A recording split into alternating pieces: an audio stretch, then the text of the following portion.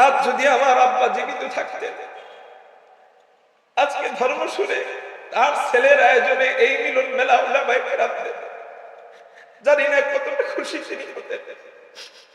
আল্লাহ যেন তার কবরকে জান্নাতের টুকরা বানায় দেন, সবাই বলি আমিন। আমার আব্বা যখন ছোট, 5-এ পড়ে, হাফ প্যান্ট পরে স্কুলে যায়, ভালো ছাত্র ছিল, 1 নাম্বার হতো সব সময়। কিন্তু যখন এক মজলিসে বয়ান হলো হাফেজে কোরআনের কত মর্যাদা, এই ব্যাপারে একটা বয়ান আপনারা শুনছেন অনেক বক্তার মুখ থেকে। কোন ব্যক্তি যদি তার সন্তানকে হাফেজ বানায়, সেই ব্যক্তি সন্তানের উসিলায় সে এবং সেই ব্যক্তির স্ত্রী অর্থাৎ হাফেজের মা এবং বাবা হাসরের ময়দানে আল্লাহ তাদেরকে নূরের টুপি পরাবেন এবং সেই সন্তান মিনিমাম কমপক্ষে 10 জন জাহান্নামীকে সুপারিশ করে জান্নাতে নিয়ে যাবে। এই দুইটা বাক্য আমার মনে আছে। আমার আব্বা যখন আমি ছোট সময় পড়ালেখা করতে চাইতাম না, এই কথাগুলো বইলা আমাদেরকে বুঝাইতেন। এই শব্দ দুইটা আমার জীবনের জন্য, আমার জীবন পরিবর্তনের জন্য একটা পাথেয় হয়ে গিয়েছে। আমার আব্বা বলেন যে আমি যখন এই বয়ানটা শুনলাম হাফেজে কোরআনের এত মর্যাদা, আমার আর স্কুলে পড়ার জন্য কোনোভাবেই মন মানসিকতা প্রস্তুত হচ্ছিল না, আমার মনে যাচ্ছিল না আমি আর স্কুলে পড়ব। শেষে আমি সিদ্ধান্ত নিলাম আমি আমার বাবাকে বলবো, আমার দাদা আর কি, যে আমি মাদ্রাসায় ভর্তি হব, দ্বীনি শিক্ষা শিখবো, দ্বীনের খেদমত করব, আমি আলেম হব, আমি হাফেজ হব। দাদাকে বলার পরে দাদা যদিও ওই সময়ের মুন্সি মানুষ ছিলেন, ইবাদত গুজার বান্দা ছিলেন, আবেদ ছিলেন, তাহাজ্জুদ গুজার ছিলেন, কিন্তু আমার দাদা ওইরকম আমরা আলেমরা যেমন জ্ঞানী ওই রকম তো আর জ্ঞানী না। হাজারো ইবাদত গুজার হলেও তো আমার দাদা মূর্খ ছিলেন। সে বলল যে আলেম হয়ে কয় টাকা কামাবি? ওই দেখোস না তোর ফুফাতো ভাই গরুর ডাক্তার হয়েছে, তুই এরকম ডাক্তার হবি, বাড়িতে বাড়িতে মানুষের সেবা করবি, এটাও তো সওয়াব, তুই আলেম হওয়ার দরকার নেই, কয় টাকা কামাবি? আব্বু বলল যে বাবা আল্লাহকে যদি পাই টাকা পয়সার দরকার নাই। আমার দাদা বলল তুই মাদ্রাসায় পড়লে আমি তোর সাথে নাই। কারণ সে নামাজি হলেও মূর্খ মানুষ, তো বুঝে নাই, সরল সোজা গ্রামের সরল সোজা মানুষ।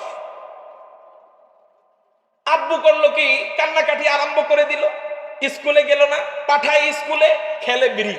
বিরিং চেনেন তো আপনারা? পাঠায় স্কুলে খেলে বিরিং। স্যারেরা অভিযোগ দিল এই ছেলে তো স্কুলে আসতেছে না, এত ভালো ছাত্র, কি হইল?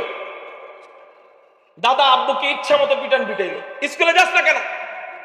স্যারেরা মিটিং বসলো, এরকম একটা ভালো ছাত্র, সে আমাদের দেশের শরীয়তপুরের উজ্জ্বল নক্ষত্র হবে, আমাদের দেশের গর্ব হবে। এই ছেলেটাকে যদি আমরা এইভাবে নষ্ট করে দেই, ও যদি স্কুল থেকে চলে যায়, তাহলে আমাদের এই গ্রামের একজন শিক্ষিত মেধাবী সন্তানকে আমরা হারাবো। অতএব কিভাবে ওরে মাদ্রাসা থেকে ফিরে স্কুলে ভালো শিক্ষায় শিক্ষিত করা যায় সেই ব্যবস্থা আমাদের করতে হবে। স্কুলের টিচাররা মিটিং করে আমার দাদার কাছে গেল, তারা বুদ্ধি করলো যে আচ্ছা ও তো সব ক্লাসে 1 হয়, এবার তো 5-এর পরীক্ষা দিবে। 5-এর পরীক্ষাটাকে কি যেন বলে, বৃত্তি পরীক্ষা দিবে। এটাতে যদি 1 হয়ে যায় তাইলে ওরও মন গলে যেতে পারে, আমরা উৎসাহ দিব, দেখো তুমি কত ভালো ছাত্র মুফিজ, অতএব তুমি এখন আমাদের কাছেই পড়ো। কারণ অনেকে চায় পড়ালেখা ছেড়ে দিতে, 8-এর ক্লাসে পাশ করলে আবার 9-এ ভর্তি হয়, আছে না নাই? অনেকে চায় তার মেয়েকে 10-এর পরে বিয়ে দিয়ে দিব, কিন্তু 10-এ পাশ করলে আবার কলেজে ভর্তি করে, কারণ বিয়ে আরো কয়েকদিন পরে আরো ভালো প্রস্তাব আসবে আমার মেয়ের জন্য, আছে না নাই? আপনারা আমার সাথে একটু কথা বললেন। এই বুদ্ধি প্রয়োগ করলো স্যারেরা এবং আমার দাদা। এরা আমার আব্বা টের পেয়ে গেছে। টের পেয়ে যাওয়ার পর আব্বা কয় আমিও তো কম না, আপনারা আমাদের যা করতে চাইতেছেন আমি তাই করবো, পরীক্ষা দিব। গেছে, পরীক্ষা দিছে, মাগার পরীক্ষার খাতার মধ্যে যা মন চাইছে, নিজের নাম কতক্ষণ, গ্রামের নাম কতক্ষণ, এলাকার নাম কতক্ষণ, বিদেশের নাম, দেশ বিদেশের এক একটা ঠিকানা, এগুলো লেখছে। প্রশ্ন যা আসছে কিচ্ছু দেয় নাই, মানে আন্দাজে কুন্দাজে খালি দাগায় থিয়ে এসে বসছে। দেখা গেল যে মুফিজ সাহেব প্রত্যেক ক্লাসে 1, সেই মুফিজ সাহেব সবগুলা 0, তার নামটাও সে লেখে নাই, সবগুলা 0। ইচ্ছায় না অনিচ্ছায় মাদ্রাসায় পড়ার জন্য আমাদের সন্তানগুলা কি, আর আমার আব্বা কি ছিলেন। আমার আব্বা বলে বলতেছি না, আল্লাহর কসম, এরকম একজন আকাবির তার কথা আমি জানি বিদায় বলতেছি, সে আমার বাবা, এই জন্য বলতেছি না। এটা যেন আপনাদের মতো বাবাদের জন্য শিক্ষা হয়, তালবে ইলমদের জন্য শিক্ষা হয়, ছাত্রদের জন্য শিক্ষা হয়, দ্বীন শিক্ষার জন্য সে শুরু থেকেই কতটা জিহাদ, কৌশলের জিহাদ, হিকমতের জিহাদ শুরু করছে। এরপরে ফেল হইল, পরে আমার দাদা আবারও পিটাইল। পিটানোর পরে আমার আব্বার পায়ে একটা দাগ ছিল, সেন না কি বলে, এটা আমার আব্বারে 1 টাকা চাইছিল, মাদ্রাসায় পড়বে এই জন্য 1 টাকা চাইছিল, দেখা সেন এমন ভাবে ভিক্ষা দিছে, পা কেটে গেছে। আরেকটু হইলে হাড্ডির ভিতরে ঢুকে যেত, এটা অনেক ধার। এটা হওয়ার পরে আমার আব্বু কান্না আরম্ভ করলো, কি করবে কি করবে কি করবে। এখানে খুব মনোযোগ, এখানে একটা বুঝার বিষয় আছে। কান্না আরম্ভ করার পর আছে না, আল্লাহর রাস্তায় যদি কেউ চলতে চায়, আল্লাহর রাস্তা খুইলা দেয়। আপনি যদি চিন্তা করেন সুদের উপরে চলবেন, আল্লাহ কয় তোরে সুদ খাওয়াই মারবো, কারণ তুই আমার উপর ধারণা করস নাই, সুদের উপর ভরসা করছস, এখন তোর ভরসা সুদ। আমার বান্দা আমার উপর যেমন ধারণা করে, আমার বান্দাকে আমি ওইভাবেই চালাই, এটা হাদিসে কুদসির কথা। আব্বা কান্নাকাটি আরম্ভ করলো। আমাদের শরীয়তপুরে 80 বিঘা জায়গা ছিল, 80 বিঘা জায়গা। দেখেন তো সিদ্দিকী সাহেব হুজুর ফোন দিতেছে, মনে হয় যোগাযোগ করেন। 80 বিঘা জায়গা ছিল। আমার দিকে তাকান, আমার দিকে, ওটা মোবাইল, দাম কম, আমার দাম বেশি, কারণ আমি মানুষ, আল্লাহ আমাকে মানুষ বানাইছে। আমার দিক তাকান, 80 বিঘা জায়গা ছিল, পদ্মার নদীতে সব ভেঙে গেছে। এখন আমাদের ওই সময় আমাদের পরিবারটা একেবারেই গরিব। যখন আব্বা মাদ্রাসায় পড়তে চায়, উপায়ন্তর না পেয়ে আমার দাদির কাছে গেল, মা আমার মাদ্রাসায় পড়তে মনে চায়। আমার আসরের পরে আমার আব্বার মামা বয়ান করছিল, মনে আসেনি? আমার দাদির উপর আব্বুর মহাব্বত অনেক বেশি, এই কথা বলছে না? দাদিকে যখন বললো মা আমার মাদ্রাসায় পড়তে মনে চায়, আল্লাহর কি মর্জি, দাদি বলতেছে বাবা আমি মরে লই, তারপর দূরে যায় পড়িস, আমি মরার আগ পর্যন্ত তুই দূরে যাবি, এটা আমি সহ্য করতে পারবো না। কিছুদিন পর আব্বার বয়স যখন সম্ভবত 12 হবে, আমার দাদিকে আল্লাহ নিয়ে গেলেন। হয়তোবা আমার আব্বাকে আলেম বানাবেন, এই উদ্দেশ্যই আল্লাহ ছিল। ওই যে বলছে আমি মরে লই তারপর মাদ্রাসায় যাইস, আল্লাহ মেরে ফেলাইল। এরপর এখন তো আব্বার মাঝখানে আর কোনো বাধা নাই। দাদির জন্য মন কাঁদতো এতদিন, এখন আর দাদির জন্য মন কাঁদবে না। বাবা তো তখন দ্বীনি শিক্ষা যাতে না করে এই ব্যাপারে সে কথা বলতেছে। অতএব বাবা বন্ধ হলেও ওই সময় কিছুক্ষণের জন্য বাবা যেন তার শত্রুতা করতেছে। কারণ দ্বীনি শিক্ষা যে হতো, যেই বাবা সন্তানকে দ্বীনি শিক্ষা শিখায় না, সেই বাবা ওই সৎ মার মতো আদর করে। কোন সৎ মা? যেই সৎ মা কোলের মধ্যে সৎ ছেলেকে নিয়ে যাইতেছে, আপন বাচ্চাকে হাঁটায় নিয়ে যাইতেছে। মানে একজনে কয় আরে তুমি এত ভালো, কয় কি হয়েছে? তোমার মতো সৎ মা জীবনে তো দেখি নাই। কয় কি হয়েছে? তুমি তোমার সৎ ছেলেরে কোলে নিয়ে আদর করে যাইতেছো, আর বাচ্চা আপন বাচ্চারে হাঁটায় হাঁটায় নিয়ে যাইতেছো, কাহিনী কি? মায় কয় মনে মনে আমি যে কত বড় দের বেটারি তুমি তো জানো না। কি হয়েছে? তারে ওরে তো কোলে করে নিয়ে যাইতেছি, এই জন্য ও অলস হবে, কোলে কইরা দুধ কলা খাওয়ায়া বড় করব, তোমরা দেখবা ওরে আমি আদর করি। এটা আসলে আদর না, অলস হওয়ার পরে বড় হবে। আর আমার যেই বাচ্চা আপন, ওরে আমি দুধ কলা খাওয়ায়া বড় করব না, মেহনত করায় বড় করব। তোমরা দেখবাও কষ্ট করতেছে, কিন্তু বাস্তবে বড় হওয়ার পরে জিতবে কে? সৎ ছেলে না আপন ছেলে? যেটা মেহনত করছে ওটা জিতবে। এই হলো সত্যিকারের বাবা মার পরিচয়। আদর করবে দুনিয়াতে, ওই আদর ভবিষ্যতের কথা চিন্তা করে আদর করবে। বাড়িতে দুধ কলা খাওয়াইবে, বড় হইলে তার সন্তান মদখোর, গাঁজাখোর, ইয়াবাখোর, টেন্ডারবাজ, চাঁদাবাজ, সন্ত্রাস হবে, আর মাহফিল বন্ধ করবে। এই সন্তান ছাড়া আর কিছুই জন্ম দিতে সে পারবে না। মুহতারাম হাজিরিন, এই জন্য এরকম সন্তান গঠন করেন, যেই সন্তান আপনার আপন সন্তান, শুরুতে কষ্ট করান, ভবিষ্যতে ইনশাআল্লাহ দুধ কলা আল্লাহ খাওয়াবে। তো আব্বা ওই সময় আমার দাদার সাথে একটু দূরে দূরেই থাকে, কাছে আসলেই তো জিজ্ঞাসা স্কুলে যাস নাকি। আল্লাহ রাস্তা খুলে দিলেন, একটা সাপোর্ট দিয়ে দিলেন আমার বড় কাকাকে, বড় চাচা।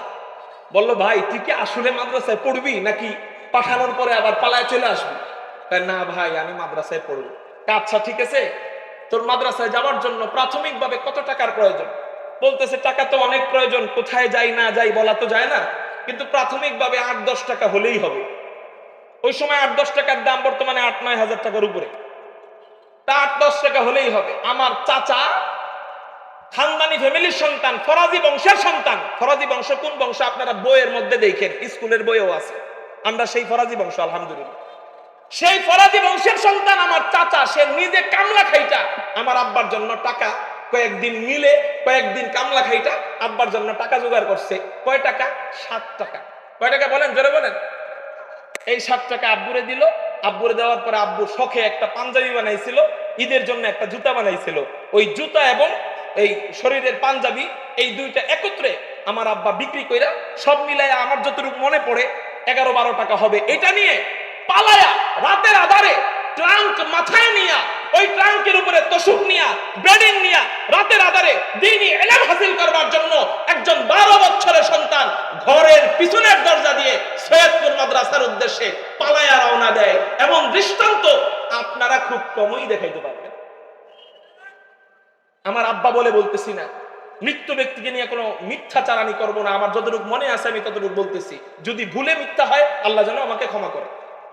পালায়া চলে আসার পর আলহামদুলিল্লাহ আল্লাহ রাস্তা খুলে দিলেন আমার নানিকে। কেমনে কেমনে খুলে দিলেন? আমার নানি সারা জীবন পড়ালেখার খরচ চালাইলেন আমার আব্বা। হেফখানায় পড়াকালীন, কিতাবখানায় পড়াকালীন, ইফতা পড়াকালীন। এই যে আমার মামা, হেরা মাঝে মাঝে হিংসা করতো যে আমাকেও আমার মা এত আদর করে না। আমার মায়ে কেন এই পোলারে এত আদর করে? তাদের গোপন সূত্র আজকে আমি বইলা দেই। আমার আব্বার ভিতরে দ্বীনি ইলমের দরদ আপনাদের থেকে অনেক বেশি ছিল। এই জন্য আল্লাহ আমার নানিরে সেট করে দিছে। এই জন্য আপনাদের থেকে বেশি আদর করছে আমার আব্বারে। কি স্বার্থ ছিল? কোনো স্বার্থ ছিল না। আবার আদর সামনে যায় করে নাই, পর্দার আড়াল থেকেই। আগে জায়গির বাড়ি ছিল না, আমার নানি বাড়ি ছিল আমার আব্বার জায়গির বাড়ি। তো আমার মামাদের জন্য রাখতো দুধ, আমার আব্বার জন্য রাখতো দুধের শখ। আদরটা বুঝছেন? আমার মামার জন্য রাখতো ইলিশ মাছ, আব্বার জন্য রাখতো ইলিশ মাছের ডিম। আদরটা বুঝছেন? এত আদর করতো। আলহামদুলিল্লাহ ব্যবস্থা করে দিলেন কে? এবার আব্বা আলেম হইল, এত বড় আলেম হইল আলহামদুলিল্লাহ। আপনাদের এলাকার মানুষ এতদিন আব্বা ছিল, আব্বার কারণেই আপনারা চিনেন নাই আমার আব্বারে। আপনাদের দোষ দিব না, আমার আব্বার কারণেই চিনেন নাই। কেন? যখনই বলি আব্বা আপনার মতো এমন একজন আলেম, আপনার দ্বারা মানুষের ফায়দা হবে, আপনি একটু পরিচয় লাভ করার জন্য কিছু ব্যবস্থা করেন না। আব্বু এমন মুখলিস মানুষ ছিলেন, মানুষকে দেখানোর জন্য চল পরিমাণ কোনো কিছু তো করতেনই না। পাশাপাশি শেষে যে জিনিসটা করে গেছে, মারা যাওয়ার সময় কোন বুজুর্গ আছে এটা চায় না যে তার জানাজায় বেশি মানুষ হোক? মারা যাওয়ার সময় কোন বুজুর্গ আছে যে এটা চায় না তার জানাজায় বেশি মানুষ হোক? চায় কি চায় না? সব বুজুর্গই চায় তার জানাজায় বেশি মানুষ হোক। তা আব্বু যখন ওসিয়ত নামায় লিখতেছে আমার জানাজা তোমরা দিবা ধর্মসুর হামিদিয়া মাদ্রাসায়, এবং এখানে যেহেতু তোমরা বাড়িঘর করছো আমার কবর তোমরা দিবা এই যে এই রোহিতপুর কবরস্থানে। আমরা তখন বললাম আব্বু আপনি এটা কি বলেন? আপনাকে এই এলাকার মানুষ কয়জন চিনে? এলাকার মানুষ বাস্তবেই আব্বুর জানাজার সময় এলাকার মানুষ ধৈর্য খুঁজে পাওয়া যায় না, সব দূর দূরান্ত থেকে আসছে। আব্বুকে বলছে আব্বু এলাকার মানুষ কয়জন চিনে? দেশে আপনার জানাজা হইলে মিনিমাম 50,000 লোক হবে। আব্বার দেশের যারা এরা মিথ্যা বলছে কিনা জিজ্ঞাসা করেন। সৈয়দপুর মাদ্রাসায় আব্বু পড়ছে, ওখানে যদি জানাজা হয় মিনিমাম 20,000 লোক হবে। আপনি এমন একটা এলাকায় আপনি জানাজা পড়ানোর কথা বলতেছেন যেখানে নতুন এসে বাড়ি করছেন মাত্র 8 বছর, আপনারা চিনে কয়জন? আব্বু এই জায়গায় জানাটা দেওয়া আমার ভালো লাগতেছে না, যেখানে বেশি মানুষ হয় সেখানে জানাজা দিব। আব্বু কয় বাবা আল্লাহ যদি মাফ করে বেশি মানুষ দিয়া কি করার, আল্লাহ যদি মাফ না করে বেশি মানুষ দিয়া কি করার? আল্লাহ যদি মাফ করে তাহলে কি মানুষ বেশি আর কম দিয়ে কোনো কথা? মুহতারাম হাজিরিন, আমি পারলাম না বুঝায়া আব্বুকে ওই জায়গায় নিতে। এদিকে খেয়াল করেন, আপনারা আমার দিকে খেয়াল করেন। আপনারা কিন্তু ওয়াদা দিচ্ছেন আমার কথাগুলা শুনবেন, আমি হৃদয়ের ব্যথা নিয়ে কথাগুলা বলতেছি। আলহামদুলিল্লাহ আল্লাহ এত বড় আলেম বানালেন। বাংলাদেশের বাইতুল মুকাররমের পরেই যে মসজিদটাকে মাপা হয় আমার জানা মতে, জাতীয় মসজিদ বাইতুল মুকাররমের পরেই ধানমন্ডি ঈদগাহ, সেই ঈদগায় সম্মানের সাথে দীর্ঘদিন ওখানে ছিলেন, দীর্ঘদিন ওখানে ছিলেন। আলহামদুলিল্লাহ। কোথায়? আচ্ছা হযরত আস্তে আস্তে আমার শেষ কথাটুকু বলি। সবাই বলেন আলহামদুলিল্লাহ, লিল্লাহি তাকবীর। চেয়ারটা ঠিক করে, চেয়ারটা ঠিক করে, চেয়ারটা ঠিক করে।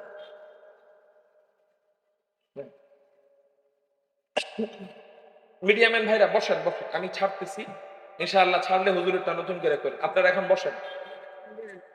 হ্যাঁ, আপনারা আমার দিক তাকান। কথাগুলো মনে থাকবে এই পর্যন্ত? এই পর্যন্ত মনে থাকবে? এখন খেয়াল করেন। হ্যাঁ ই করেন না, আমি কথাটা শেষ করি। বসান। এখন এখানে কথাটা এসব ব্রেক। এখানে আরেকটা কথা, ছোট্ট একটা কথা আপনাদের ইবরত হাসিলের জন্য, শিক্ষার জন্য বলে দিই। আমার বড় চাচা, যেই বড় চাচা সর্বপ্রথম আমার আব্বাকে দ্বীনি ইলম হাসিল করানোর জন্য সাপোর্ট দিয়ে মাদ্রাসায় পাঠিয়ে দিলেন, সেই বড় চাচা মারা গেছে আমার আব্বার আনুমানিক 2 বছর আগে। আমার আব্বা মারা যাওয়ার কয় বছর আগে? হ্যাঁ, এখন আপনারা খেয়াল করতেছেন না আমি জানি, একটু জিকির করেন লা ইলাহা ইল্লাল্লাহ। হুজুরে আমারে ওয়াদা দিছে যে মাগরিবের পরে তুমি একটু পড়ো, তারপর আমি করুম না, অসুবিধা নেই। হুজুরে একটু লম্বা বয়ানি করবে, দরকার হলে বাইরের মাইক বন্ধ রাখবো, অসুবিধা কি? আপনারা জিকির করেন লা ইলাহা।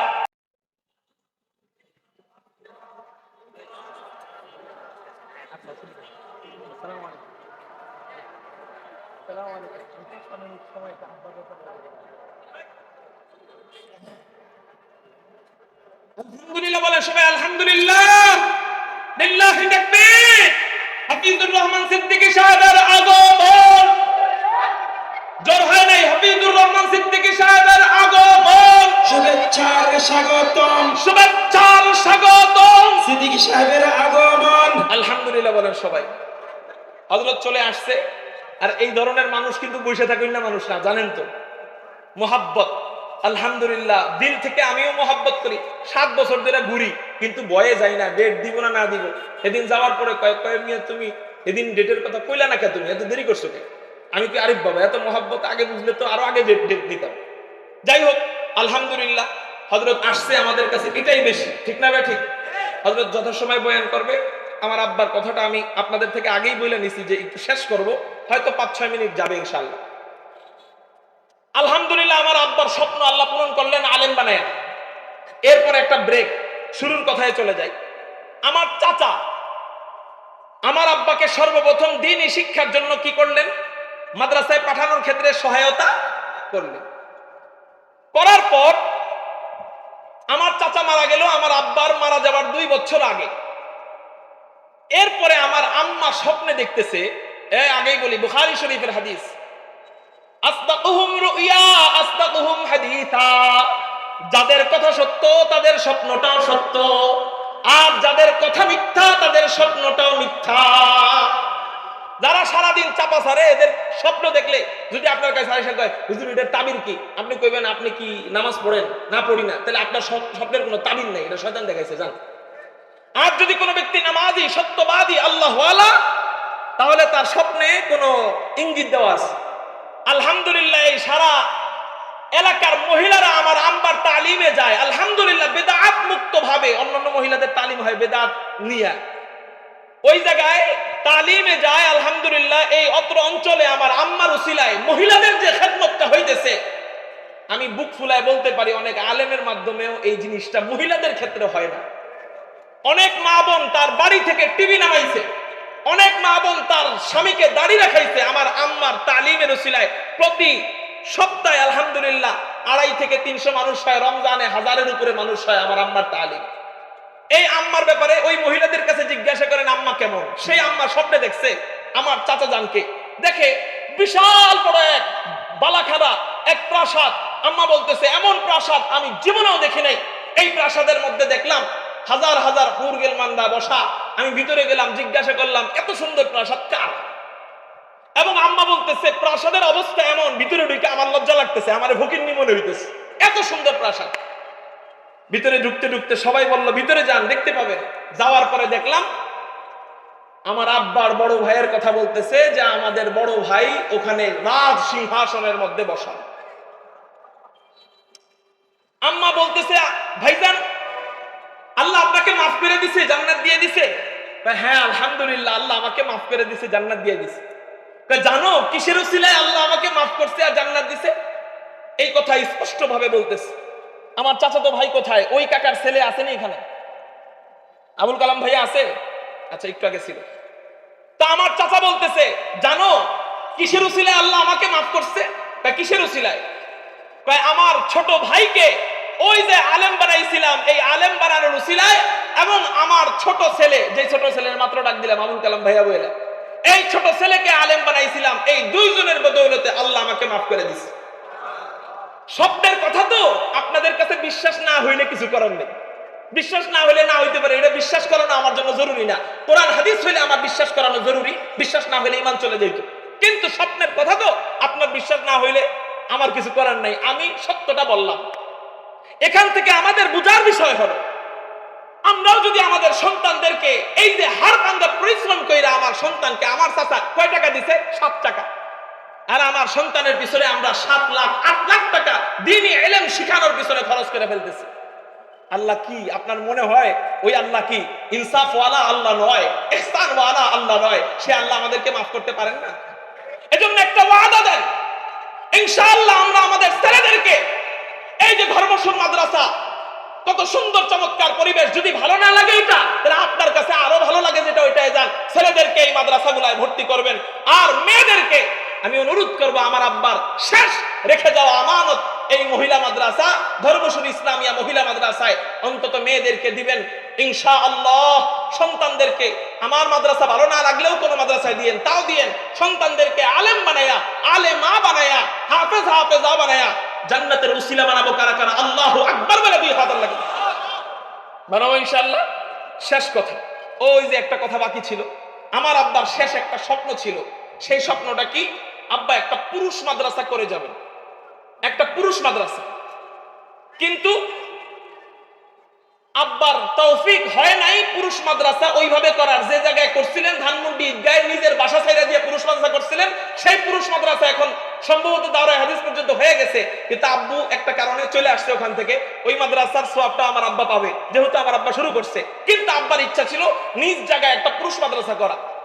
এই স্বপ্ন পূরণ হয় নাই বিদায়, বিভিন্ন কারণে হয় নাই, টাকা পয়সা হয়তো ছিল না। এই স্বপ্ন পূরণ হয় নাই বিদায় আমার আব্বা একটা মহিলা মাদ্রাসা করছে। যেহেতু মহিলাদেরও খেদমত বড় প্রয়োজন, কারণ একজন মা ঠিক তো পুরা ঘর ঠিক, ঠিক না ভাই? ঠিক। একজন বোন ঠিক তো পুরা ঘর ঠিক। আপনি যতই মসজিদের সভাপতি হন, আপনার মেয়ে যদি টুস পায়জামা পরে বাইরে যায়, ওই ঘরে কখনো শান্তি নেই। আপনার বউ যদি আপনার পুরাতন ওই বউর ফ্রেন্ডের সাথে কথা কয়, আপনার ঘরে শান্তি নেই। আলহামদুলিল্লাহ মহিলা মাদ্রাসা করছে। কিন্তু আমার আব্বার একটা স্বপ্ন ছিল পুরুষ মাদ্রাসা করে যাওয়া।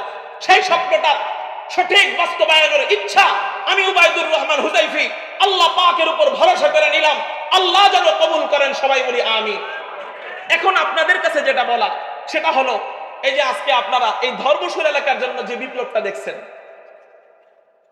আপনারা কি মনে করেন আমি যদি একটা মাদ্রাসার ভিতরে এই মাহফিলটা করতে পারতাম, এই মাদ্রাসা উঠতে কয়দিন লাগতো? আপনারাই বলেন আমাকে। 2-3 দিন লাগতো, 2-3 বছর লাগতো, নাহলে 10 বছরই লাগতো, এর বেশি তো আর না। একটা মাদ্রাসা উঠে যেত আপনাদের পাড়ার বরকতে, চোখের পানির বরকতে, আল্লাহ ওয়ালাদের দোয়ার বদৌলতে।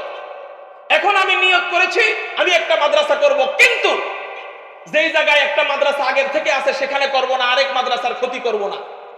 আমি আমার বাড়ি ধর্মসুর, নিয়ত করছি সারা জীবন ধর্মসুরেই থাকবো, ধর্মসুর মাদ্রাসার খেদমত করব।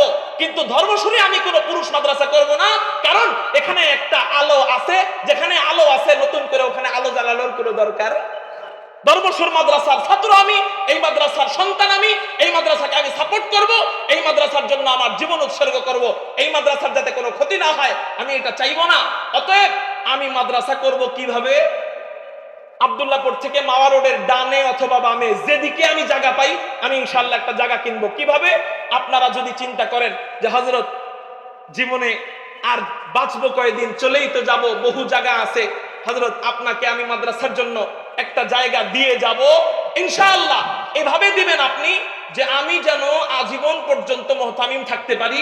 আমি চাইলে আমার সন্তানকে অথবা অন্য কাউকে এর দায়িত্ব মরণের আগে দিয়ে যেতে পারি। কারণ আপনি আমারে আপনার জায়গা দিয়া মুহতামিমগিরি দিবেন, 10 বছর পরে উন্নতি হওয়ার পরে লাত্তিজা বিদায় করে দিবেন। আমাদের মুফতি জাহিদ সাহেব হুজুরকে এবং লাকিরচর পীর সাহেব হুজুরকে যা করছে, উন্নত করার পরে লাত্তিজা বের করে দিবেন। গরুর মতো গাদার মতো খাতলাম যে মাদ্রাসার জন্য, বের করে দিবেন। ভাল না লাগলে 19 থেকে 20 হলে ওই তাবেদারি আমি করতে পারবো না। আপনি জায়গা দিলে দেন, না দিলে নাই। কিন্তু যদি কেউ এরকম বাগান আপনি চান আপনার জায়গার মধ্যে হোক, আপনি এই নিয়তে দিবেন যে এই মাদ্রাসাটা আমি আজীবনের মুহতামিম হিসেবে হুযাইফি সাহেবের নামে লিখে দিলাম। এবং 2 নাম্বার কথা হলো, আমি যদি চাই এই জায়গাটার আশপাশে কোনো মাদ্রাসা আছে, ওই মাদ্রাসার ক্ষতি হবে, তাহলে আপনার জায়গা বিক্রি করে আমি ভালো প্লেস মতো একটা জায়গা নিব মাদ্রাসার স্বার্থে, তাহলে আমার সেই অধিকার থাকবে। এভাবে যদি আপনারা কেউ জায়গা জমি আপনারা কোনো দিক থেকে ক্ষেত বলেন, গাড়া বলেন, গর্ত বলেন, নদীর আইল বলেন, খাল বলেন, যা বলেন দিতে চান, ওটা বিক্রি করে আমি প্লেস মতো জায়গা নিব, সুন্দর মতো জায়গা নিব। এবং যদি কেউ এই জায়গা দিয়ে সহায়তা করেন, ইনশাআল্লাহ আপনাকে আমি কথা দিলাম, আপনার নাম যদি ইসলামী নাম হয়, আপনার মাদ্রাসার নামের সাথে আপনার নামটাও জুড়ে যাবে, ওই নামের সাথে আপনার নামটাও যে জায়গা দিবে তার নামটাও থাকবে ইনশাআল্লাহ। বলেন ইনশাআল্লাহ। কি আপনাদের কাছে আল্লাহর পরে আশা করতে পারেন?